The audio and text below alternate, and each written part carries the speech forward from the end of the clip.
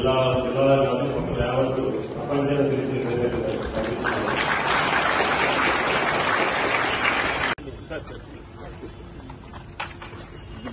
మామిడి అందరూ బెంకాయ పక్షులన్నీ అన్ని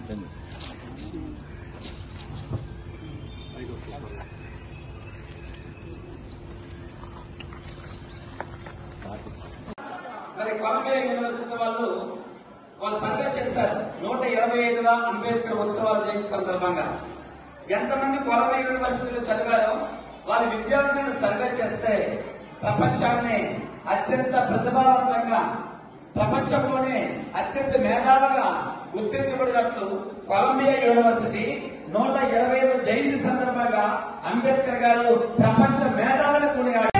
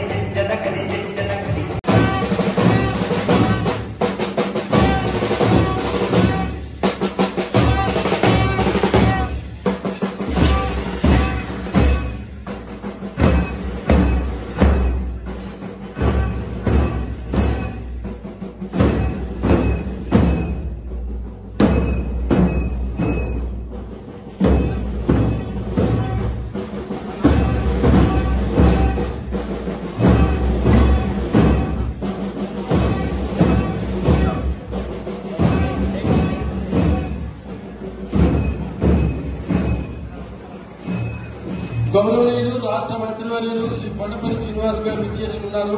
వారికి మా హృదయపూర్వక స్వాగతం సుస్వాగతం.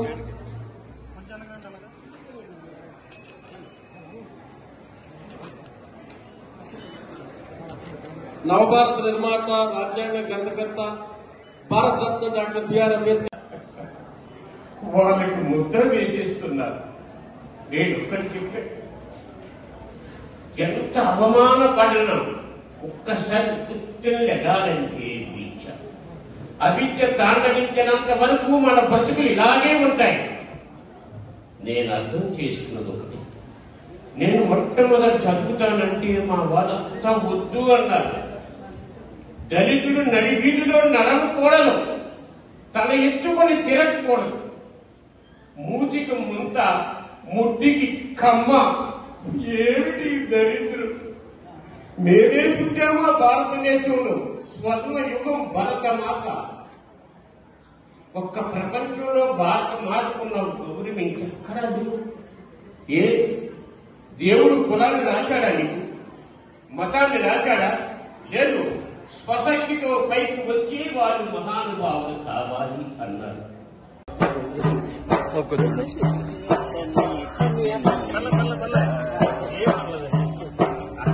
మనం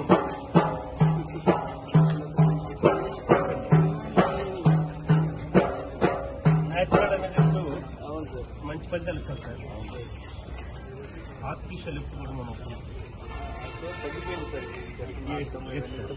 తగ్గిపోయింది సార్ రామ్మా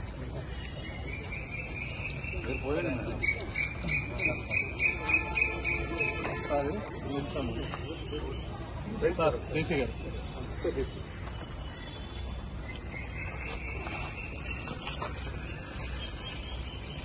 ఒకసారి పైకి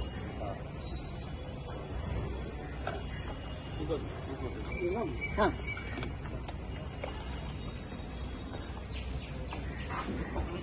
సార్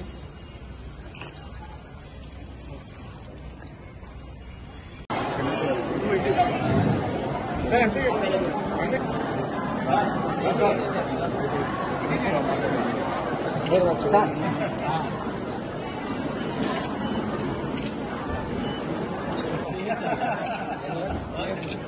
చాలా బాగా నెక్స్ట్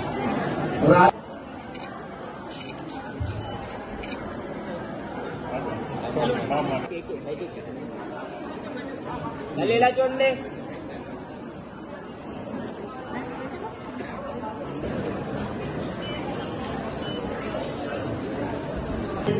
వేదికపైకి రావాల్సిందిగా కోరుకుంటున్నాం.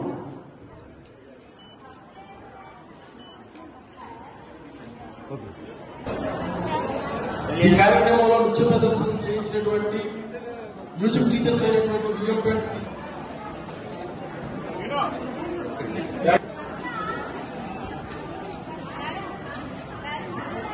రామారాయణ గారికి మెమోరియల్ ఇచ్చి సత్కరించాల్సిందిగా మా హృదయపూర్వక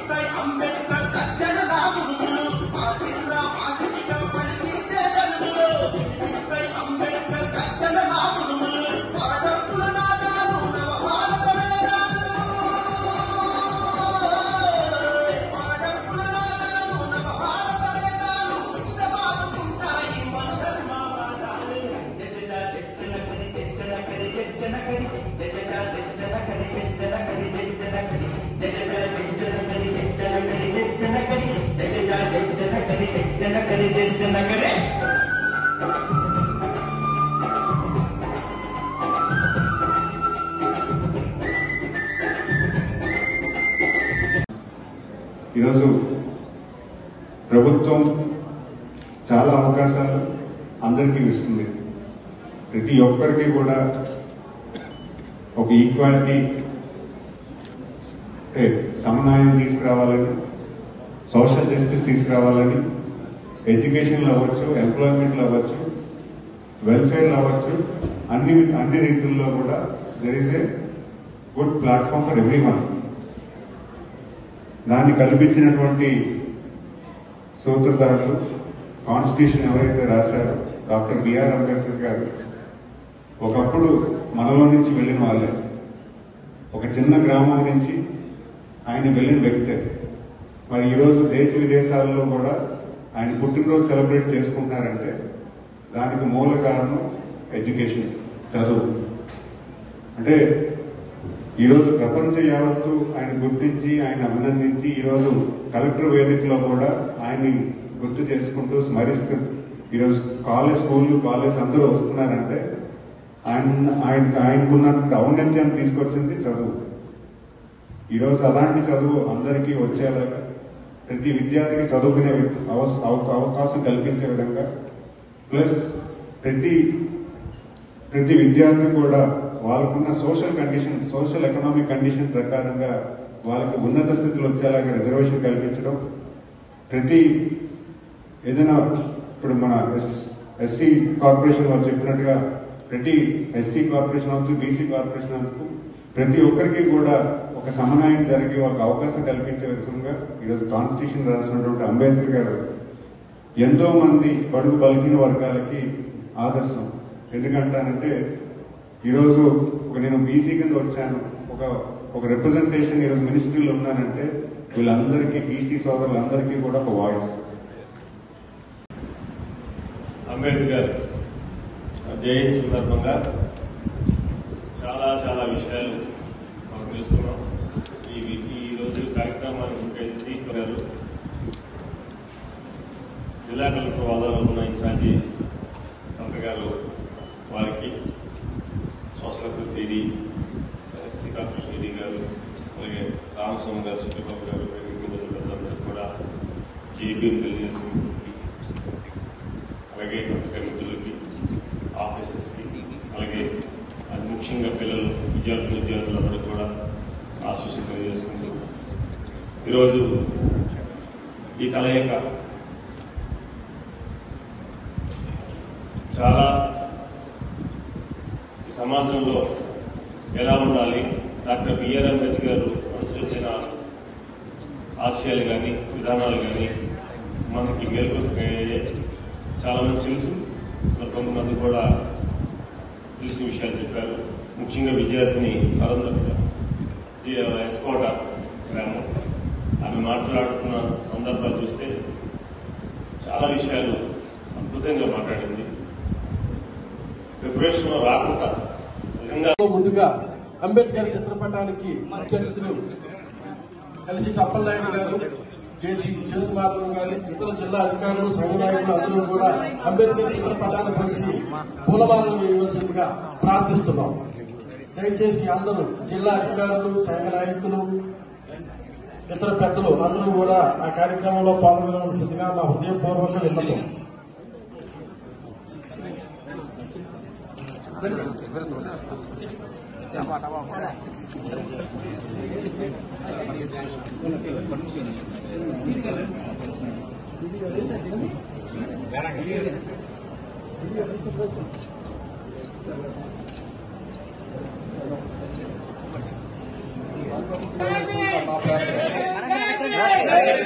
మేడం గారు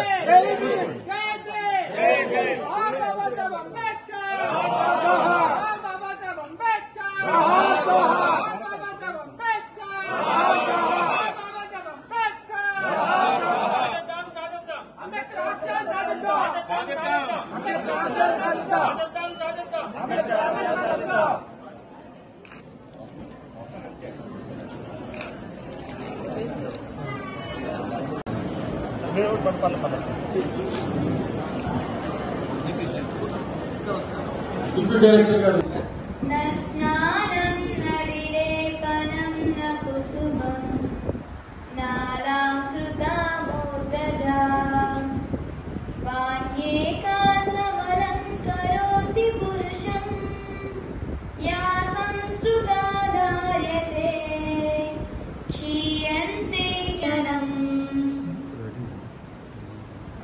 దయచేసి అందరూ కూడా నిశ్శబ్దంగా ఆచరించండి.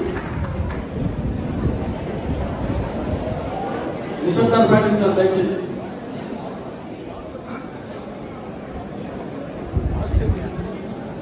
కార్యక్రమాన్ని ఈ సభను ఉద్దేశించి జాయింట్ సెక్రటరీ శాఖ ఉప సంచాలకులు ముఖ్య అతిథిగా వచ్చినటువంటి honourable minister for MSME Shri Kondapalli Srinivasa గారికి, తర్వాత honourable member of parliament Kalisetti Appalanaidu గారికి, డిఎంసీ మెంబర్స్, తర్వాత మన TD Social Welfare, ED ESA Corporation, all district officers, and మన జిల్లా నుంచి వచ్చిన వాళ్ళందరికీ కూడా, and also all the media friends and all the students. Once again I wish all the best for this celebrations. And మనం ఎందుకు ఇవాళ gather అయి ఉన్నాము, సో నాకు కూడా వన్ ఆర్ టూ విషయం కూడా నేను కూడా తెలుసుకున్నాను.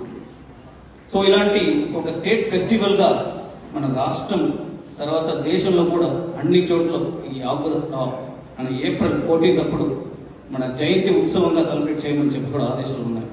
ఎందుకంటే అంబేద్కర్ గారు చిన్నప్పటి నుంచి అనేక అవమానం ఇవన్నీ కూడా ఎదురు చూసి తర్వాత అక్కడి నుంచి ఎలా మేము రావాలి ఇండియన్ కాన్స్టిట్యూషన్ రాపించారు. తర్వాత మేము మాట్లాడకూడదని చెప్పిన వాళ్ళకి ఒక లీడర్ గా ముందు నుండి వాళ్ళందరినీ నడిపించారు. ఇలాంటి ఒక స్టాండింగ్ ఎగ్జాంపుల్ ఆయన చెప్పిన ఐడల్స్ ఎన్నో ఉన్నాయి. అందులో మన కాన్స్టిట్యూషన్ రాజ్యాంగం రాసినప్పుడు చాలా ఊరు తిరిగారు, చాలా దేశాల నుంచి వ్యత్యాసమైన కాన్స్టిట్యూన్సీస్ చూసి అందులో మాకు మన ఇండియాలో యూనిటీ డైవర్సిటీ ఉంటుంది, మాకు తగ్గినట్టు కొన్ని విషయాలు ఉన్నాయి. డాక్టర్ బిఆర్ అంబేద్కర్ 134వ జయంతి సందర్భంగా వారికి గణనమాలు అర్పించడం జరిగింది. వారికి గణనమాలు అర్పించడం అంటే యావత్తు భారతదేశానికి రాజ్యాంగానికి మన నివాళులు అర్పించినట్లుగా గౌరవించినట్లుగా.